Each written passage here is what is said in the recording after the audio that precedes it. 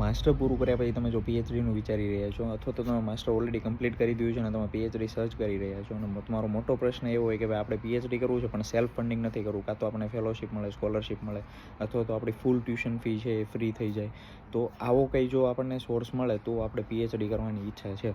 તો અત્યાર સુધી મેં 1 કે 2 વિડીયો બનાવ્યા છે કે કઈ રીતે તમે યુનિવર્સિટી સર્ચ કરી શકો પીએચડી માટે, પણ આજે કન્ટ્રી સ્પેસિફિક આપણે ઓફિશિયલ વેબસાઇટ ઉપર જઈશું અને ત્યાં હું તમને બધી ઓફિશિયલ માહિતી બતાડીશ કે તમે કઈ રીતે ફંડિંગ છે એ સિક્યોર કરી શકો. કારણ કે ઘણી બધી એવી ફંડિંગ બોડી છે જે ફંડિંગ આપે છે યુનિવર્સિટીની અંદર પીએચડી કરવા માટે. ઘણી બધી યુનિવર્સિટી જોડે એવી ઘણી બધી સ્કીમ છે જેમાં તમે તમારો પીએચડીનો ખર્ચ છે ઊભો કરી શકો છો. મતલબ ઘણા બધા રસ્તા આજે આપણે વાત કરવાના છીએ.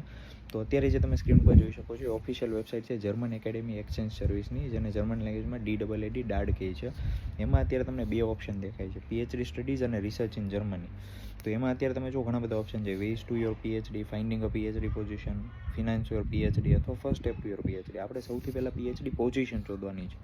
આપણે જ્યારે પીએચડી વિચારતા હોય ત્યારે સૌથી પહેલો આપણા માઇન્ડમાં પ્રશ્ન એવો છે કે પીએચડી ક્યાં ચાલે છે, પછી આપણે વિચારી શકીએ કે ત્યાં ફંડિંગ કઈ રીતે શક્ય છે, એ લોકો ફંડિંગ અલાઉ કરે છે કે નથી કરતા. ઘણી બધી વાર યુનિવર્સિટીનું પોતાનું ફંડિંગ હોય. એનું બહુ બેસ્ટ એક્ઝામ્પલ છે કેમ્બ્રિજની પોતાની એવી સ્કોલરશિપ છે કે જે તે પીએચડી કરવા માટે અલાઉ કરે છે, જેમાં બધું ટ્યુશન ફી ને બધા એક્સપેન્સીસ કવર થાય છે.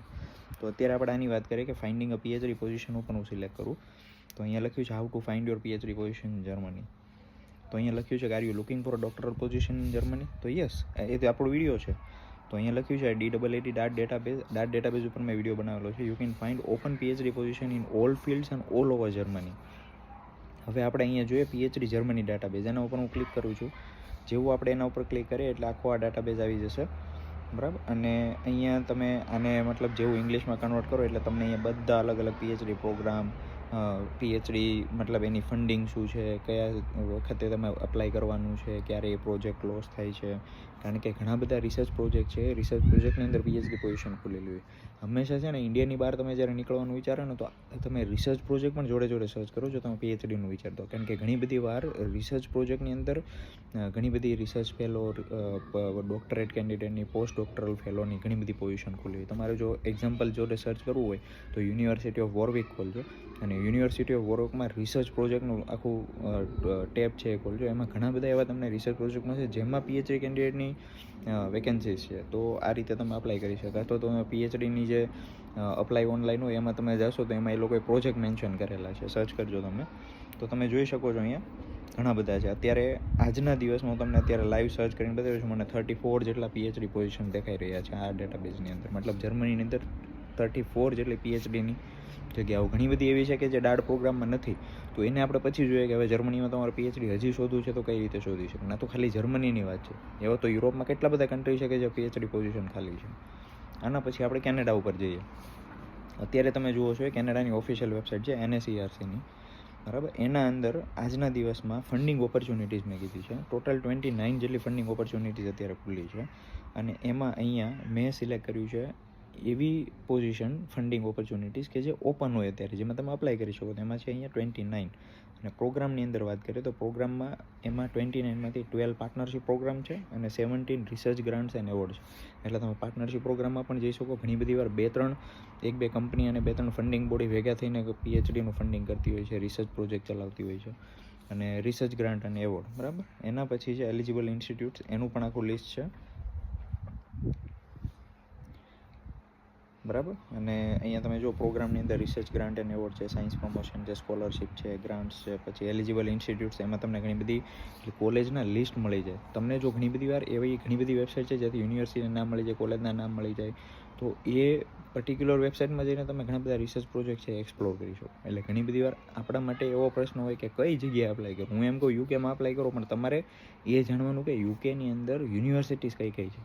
જો યુનિવર્સિટીના નામ કરવું પડે તો તમે પછી પર્ટિક્યુલર એની વેબસાઇટ ખોલીને દર વખતે જોઈ શકો કઈ રીતનું પીએચડી ચાલે છે, એમને ફંડિંગ કરે છે કે નહીં, કેટલી ટ્યુશન ફી છે, આ તમામ વસ્તુ, બરાબર. અને ફંડિંગ ફોર, આ સૌથી મોટો પ્રશ્ન છે. કેનેડાની ઓફિશિયલ વેબસાઇટ છે. કેનેડા માટે અત્યાર સુધી એક પણ વિડીયો મેં નથી બનાવ્યો.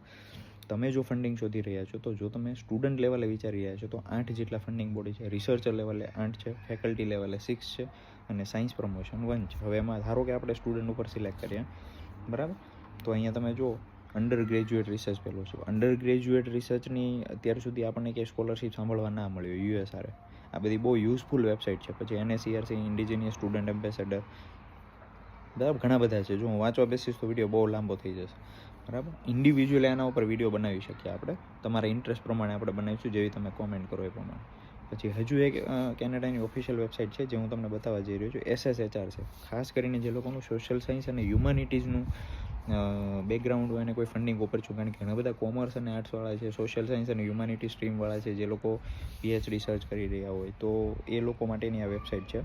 ઓફિશિયલ વેબસાઇટ જ છે. હું ક્યારેય કોઈ પેલી વેબસાઇટ બધી શેર નથી કરતો. એમાં ફિલ્ટરમાં તમે જોઈ લો, સ્ટેટસની અંદર આપણે ઓપન કે જેમાં અપ્લાય કરી શકાય, ઓલ એપ્લિકન્ટ્સ, બરાબર. એમાં એપ્લિકન્ટ્સમાં આપણે ડોક્ટરલ સ્ટુડન્ટ અથવા માસ્ટર સ્ટુડન્ટ કહીએ, બરાબર. અથવા તો પછી આપણે ડૉક્ટર બી સિલેક્ટ કરી શકીએ. એમાં જો બીજા ઘણા બધા ઓપ્શન છે, master student, post doctoral fellow, post doctoral researcher. આપણે ઇન્ડિયામાં ઘણા બધા લોકોને પોસ્ટ ડોક્ટરલ ફેલો અને પોસ્ટ ડોક્ટરલ રિસર્ચર વચ્ચે ડિફરન્સ શું છે એ ખબર જ નથી. રિસર્ચર્સ, રિસર્ચ ટીમ અને under graduate student. Four example આપણે ડોક્ટરલ સ્ટુડન્ટ સિલેક્ટ કરીએ અને એમાં અહીંયા આપણે ઓલ ટાઈપમાં ગ્રાન્ટ, સ્કોલરશિપ, પછી ફેલોશિપ, એવોર્ડ ઓર પ્રાઇઝ, બરાબર, એ બધું રાખીએ. અને સપ્લિમેન્ટની અંદર ઘણી બધી ફેલોશિપના નામ પણ છે, એ પણ આપણે એની સપ્લિમેન્ટ રાખીએ છીએ, બરાબર. અને ફિલ્ટર કરીએ એટલે તમે જુઓ કે અત્યારે મને મારા ઓપ્શન પ્રમાણે 3 સ્કોલરશિપ દેખાય છે. Canada graduate research scholarship doctoral candidate માટે પર યર 40,000, એટલે આપણે રફલી એવું ગણી લખીએ કે 35-37 લાખ જેવું આપણું પેલું કહેવાય કે ફંડિંગ છે, બરાબર. એક્ઝેક્ટ મને કેનેડાનો શું પ્રાઇસ ચાલે છે ખબર નથી. ઓક્ટોબર 26માં, બરાબર. પછી Canada graduate research scholarship for master, એમાં $27,000 કેનેડિયન ડોલર જેટલી પ્રાઇસ છે. પાર્ટનરશિપ ડેવલપમેન્ટ ગ્રાન્ટ, એમાં તો બહુ મોટો ગ્રાન્ટ છે, બરાબર. તો આવા ઓપ્શન છે. તમે ફિલ્ટર ચેન્જ કરો, અંડર ગ્રેજ્યુએટ માટે, માસ્ટર માટે, પોસ્ટ ડોક્ટરલ ફેલો માટે, જેના PhD કમ્પ્લીટ થઈ જાય છે, એ બધામાં અપ્લાય કરી શકે. આના પછી નેક્સ્ટ વેબસાઇટ જઈએ, ઓસ્ટ્રેલિયા, બરાબર. ઓસ્ટ્રેલિયાની આ ઓફિશિયલ વેબસાઇટ છે, DFAT. કદાચ જો તમે સાંભળ્યું તો department of foreign affairs and trade. એના અંદર તમે અહીંયા લેફ્ટ સાઈડ જુઓ, ઘણા બધા ઓસ્ટ્રેલિયાના એવોર્ડ છે. મને વેબસાઇટ જોતા જોતા એટલો હું અમેઝ થયો કે હું આના ઉપર અલગથી આખો એક વિડીયો બનાવીશ, બરાબર. એમાં અહીંયા ઓસ્ટ્રેલિયા એવોર્ડ્સમાં ઘણા બધા ડિફરન્ટ ટાઈપના ઓસ્ટ્રેલિયા એવોર્ડ છે. અલગ અલગ કન્ટ્રી માટેના ટેપ છે અને અલગ અલગ સ્ટ્રીમ માટેના એવોર્ડ છે. તમે જો Australia award Pacific scholarship, Australia award maritime security scholarship, Australia award Mekong Australia partnership, ઘણી બધી છે. હવે આમાં પર્ટિક્યુલર આપણે ફોકસ કરીએ કે ઓસ્ટ્રેલિયા માટે તમારે, હવે આમાં 3 વસ્તુ છે, RA, TA અને GA.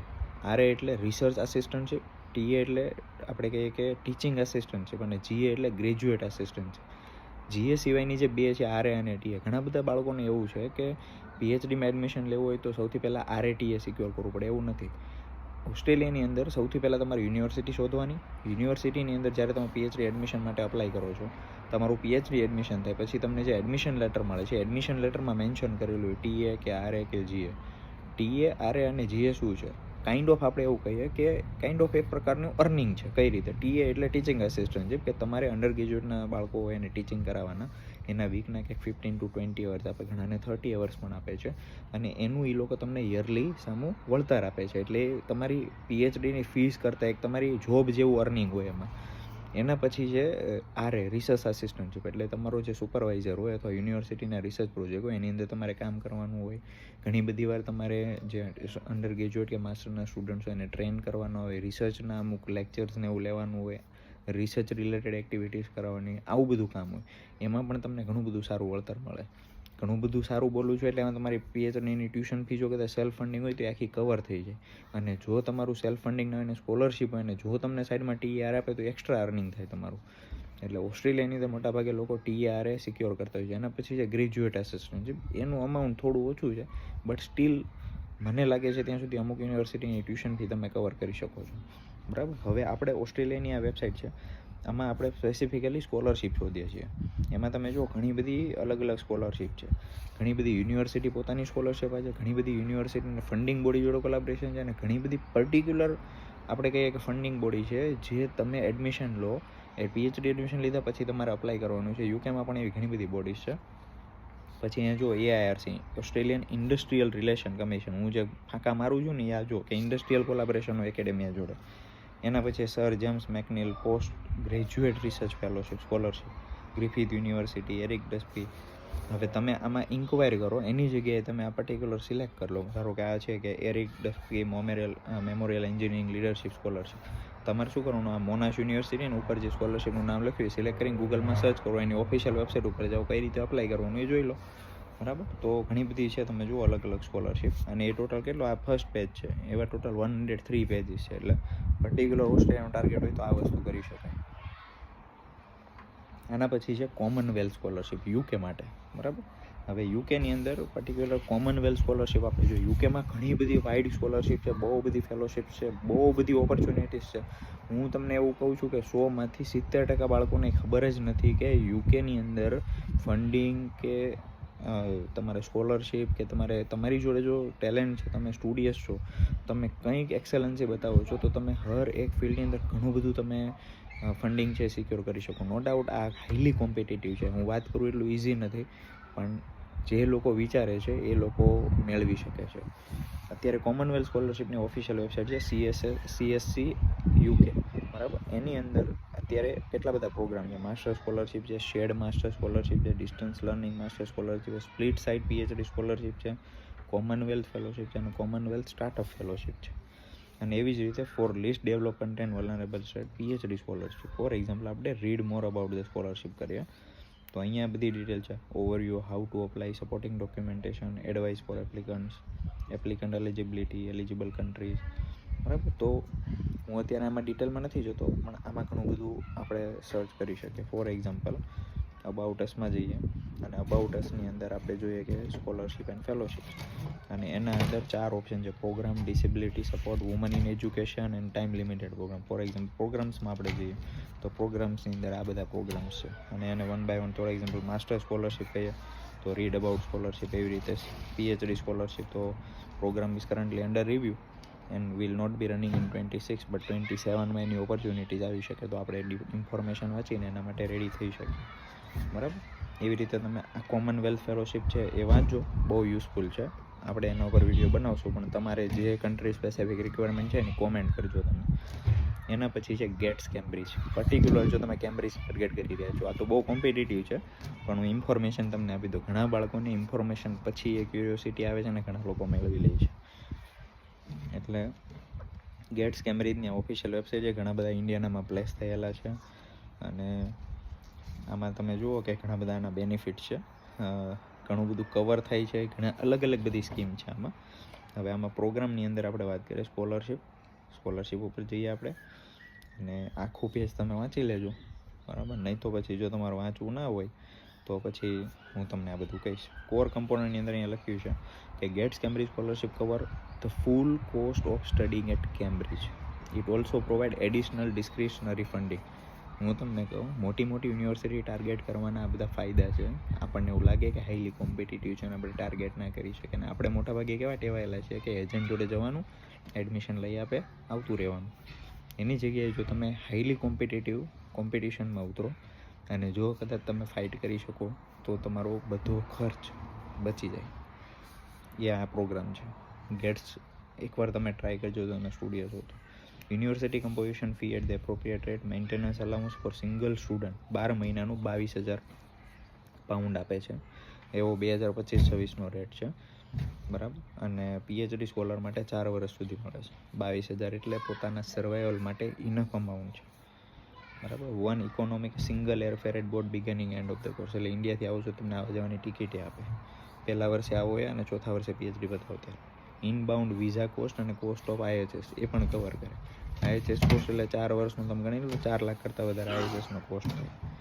બરાબર, અને ડિસ્ક્રિશનરી કમ્પોનન્ટ્સ કીધું એમાં બીજું ઘણું બધું કવર થાય. અમુક કોન્ફરન્સીસમાં જતા હો, પછી અમુક જગ્યાએ તમે કંઈક ટ્રેનિંગ લેતા હો, વર્કશોપ કરતા હો, આ બધું છે. બરાબર, તો ઘણું બધું છે એમાં. અહીંયા અપ્લાયમાં જાઓ એટલે અપ્લાયમાં તમને એલિજિબિલિટી ક્રાઇટેરિયા આ બધું મળી રહે. Who can apply? બરાબર, citizen of any country outside of UK, એટલે ઇન્ડિયામાં છો તો કરી શકો. Applying to pursue one of the following course.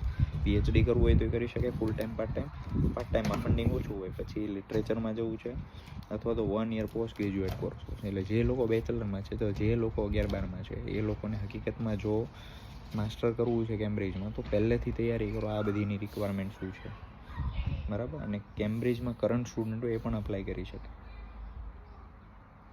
Course which Gates Cambridge does not consider. હવે આવા જે બધા કોર્સ છે ને એ કેમ્બ્રિજમાં કન્સિડર નથી થતા, એટલે તમારે કેમ્બ્રિજમાં પહેલાં જોવું પડે કે કયા માસ્ટર પ્રોગ્રામ ચાલે છે, અને દરેક માસ્ટર પ્રોગ્રામના એડમિશન ક્રાઇટેરિયામાં જોવાનું કે કઈ કઈ ફેલોશિપ, સ્કોલરશિપ આ બધું એ લોકો એક્સેપ્ટ કરે છે. એના આધારે તમને વધારે આઈડિયા આવે કે આપણે માસ્ટર કરવું છે તો એમાં કયા કયા સ્કોલરશિપ ને બધું એક્સેપ્ટ થાય છે. એના પછી છે યુએસએ માટે યુએસ ઇન્ડિયા એજ્યુકેશન ફાઉન્ડેશન, બરાબર, USIF. આ કદાચ ફેલોશિપ મોટાભાગે બધા છોકરાઓ જે માસ્ટર કરતા હશે એને કદાચ સાંભળ્યું તો Fulbright Nehru doctoral research fellowship ઘણા બધા ઇન્ડિયન્સને મળી છે. Applicant submitted prior to February 18 will not be considered, બરાબર. અને એમાં ફિલ્ડ ઓફ સ્ટડીઝ ઘણી બધી છે, તમે વાંચ લેજો તમારા માટે કઈ લાગુ પડે છે.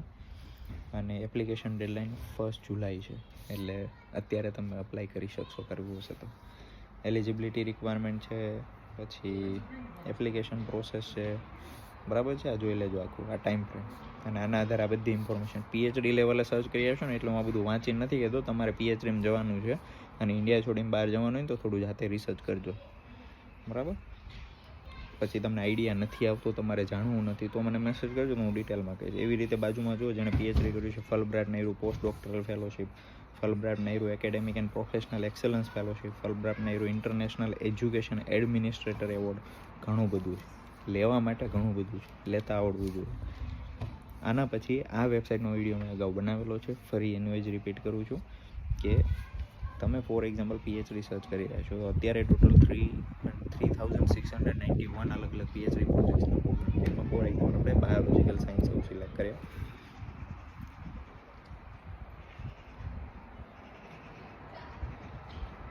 બરાબર. હવે જો બાયોલોજિકલ સાયન્સની અંદર, બરાબર, આમાં તમે બધા ફિલ્ટર બી મારી શકો, લોકેશન બી સર્ચ કરી શકો. લોકેશનની અંદર કન્ટ્રીની જગ્યાએ તમે ઓસ્ટ્રેલિયા સિલેક્ટ કરી દો ફોર એક્ઝામ્પલ, UK સિલેક્ટ કરો, યુરોપ સિલેક્ટ કરો, યુરોપની અંદર બીજા કન્ટ્રી. PhD ટાઈપની અંદર બે પ્રકારના છે, PhD રિસર્ચ પ્રોજેક્ટ અને PhD રિસર્ચ પ્રોગ્રામ, બરાબર. અને ફંડિંગની અંદર કયા આઈ એમ સેલ્ફ ફંડેડ, સેલ્ફ ફંડિંગ નથી કરવું તો આઈ એમ યુરોપિયન સ્ટુડન્ટ, અથવા તો આઈ એમ નોન યુરોપિયન સ્ટુડન્ટ, બરાબર, અથવા તો આઈ એમ UK સ્ટુડન્ટ. એવી રીતે જે પણ સિલેક્ટ કરવું એની જગ્યાએ આપણે અત્યારે ઓલ રાખીએ છીએ, બરાબર, અને શો કરીએ છીએ.